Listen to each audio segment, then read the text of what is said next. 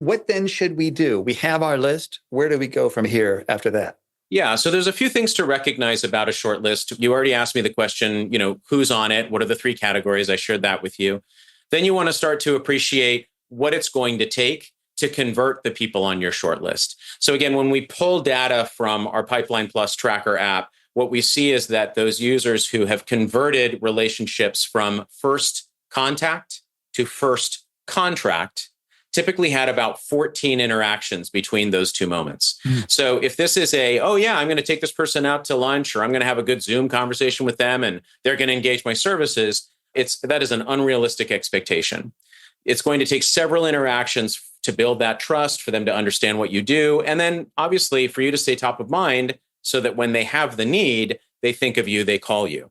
So this is important to understand. And frankly, another reason why it's good to have a manageable shortlist, because if you're going to invest up to 14 interactions with each of them, it starts to add up. What is an interaction? How would you define that?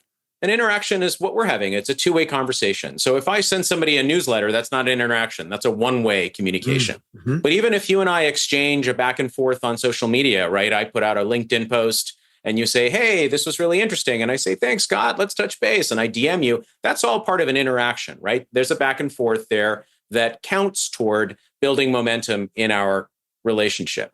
But if you send me an email and I don't respond, or I place a call into you and you don't respond, that was a one-way. That's not an interaction yet.